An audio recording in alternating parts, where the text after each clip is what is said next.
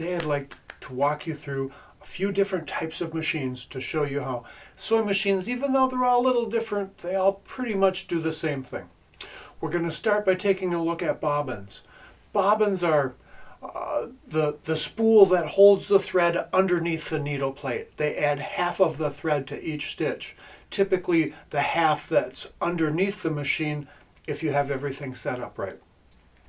That being said, bobbins come in several different shapes and sizes. I have 5 different bobbins here, and while some of them might look similar, no two are alike. There's a thing called patents.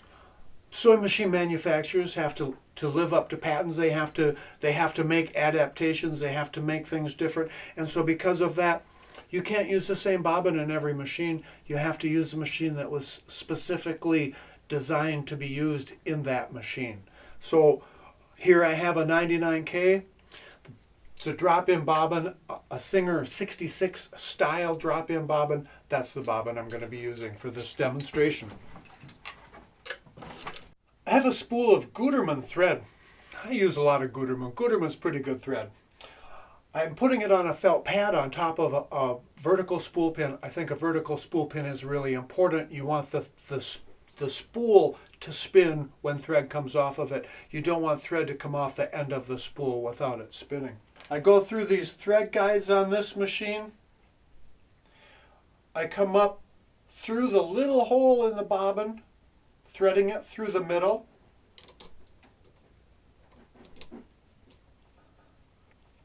Put the bobbin on the bobbin winder.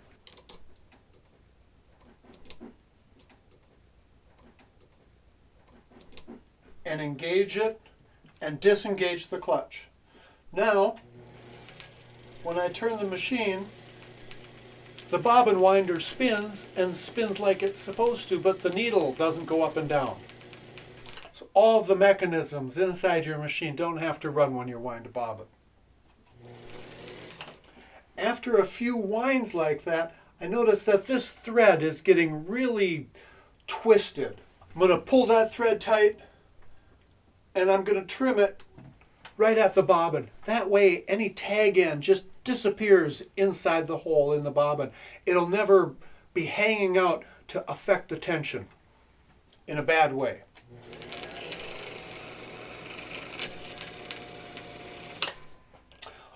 Put my finger on that spool to hold it in place, put a little bit more tension on it, and wound just enough thread on that spool to do the project that we're about to do. I'm going to take that bobbin. I have the thread coming off the left side. I'm going to drop it down in the bobbin case and make sure that thread gets down in the lower tension the way that it's supposed to. In this machine, the bobbin case is also called the inner hook. The inner hook doesn't move very much, just a little bit where the hook spins every stitch. The hook spins around twice. So in between the hook and the inner hook, a lot of friction will happen. We want oil on that. The oil is really important to make that inner hook move as freely as it possibly can. Every single stitch, the thread from the upper part of the machine has to push by the inner hook. Physically make that inner hook back up a little so it can sneak by. It's really important that it have lubrication. Now I'm going to take the thread and I'm going to thread the upper part of the machine. One of the things that's really important in doing that is raising the presser foot so that your upper tension discs are loose. When we put the presser foot down, your upper tension discs push together really hard on the upper thread. It's really important that before you thread your machine, you raise the presser foot. What that does is it gets those upper tension discs to open up. There's a mechanical interlock between those two. So you raise that presser foot, lift that lever up, and your upper tension discs open up. With this machine, it's really easy to see that because I can wiggle them with my finger. With a lot of the newer machines, you don't get a chance to see them. I'll show you how to test to make sure they're working. I'm going to take this spool of Gutermann thread, and on the bottom side of the spool, or what most people think of the bottom, it is cupped out. Not only that, but this is also where they've designed this spool so that you can tuck the thread in when you put it away, so that spools don't, thread doesn't just come off of that spool at will.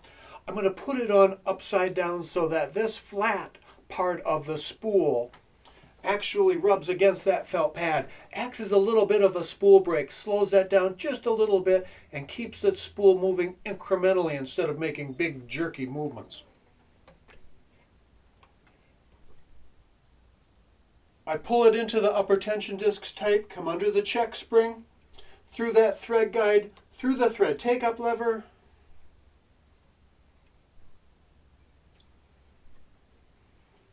through the thread guides on the way down to the needle. And on this machine, the needle threads from left to right.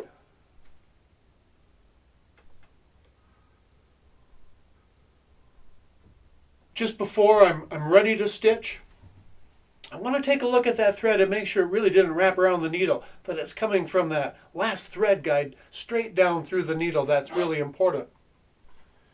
Then I'm going to turn the hand wheel, and I'm going to have the needle go down one time, come all the way to the top, and then come down just a little bit. When it does that, that needle goes down into the needle plate to the bottom of its stroke. It comes up a little bit, and the hook comes around behind the needle and grabs that upper thread and pulls it all the way around the bobbin case and the bobbin to form a twist with it. It's really not a knot, it's a twist, even though it's often called a knot. And that twist is what holds your fabric together. Now I'm going to take the thread and trim a little bit off of the ends so it's a little bit easier to deal with. And I'm really going to pull on that bobbin thread and make sure, does it feel like it's coming through there smooth? If it doesn't feel like it's coming through there smooth, if it's jerking, you could have a bent bobbin, it could be the wrong bobbin, it could be all kinds of issues. It should, at this point, it should just pull very, very freely. I always check. Now I'm going to take some thread. The reason I call this through the second stitch is because every machine is going to want to do the first stitch. But if your thread, and this is the wild card, the machine will do the same thing over and over and over and over again. We can set this up so that it'll do it 100,000, 200,000, 300,000 times. That needle will go up and down. Everything will be wonderful.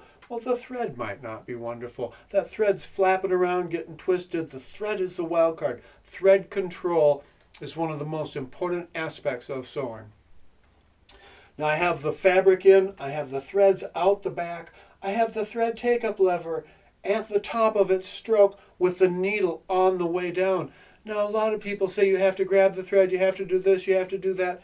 Everything about this machine is set up so that it wants to do the first stitch. That went well, and I'm glad. It also is set up to want to do the second stitch. And it did the second stitch just fine because the thread is in everything that it's supposed to be, the way that it's supposed to be there. If the thread were wrapped around something it shouldn't, if the thread comes out of the thread take-up lever, you're going to get to that second stitch and the machine's going to fight you. It's not going to want to do it. Stop, take a breath, raise the presser foot, and rethread the machine. That's the easiest way. You could spend 15, 20 minutes trying to figure out what's wrong. Okay, maybe not quite that long. But if I'm not talking to a camera, I can thread the upper part of this machine in well under 10 seconds.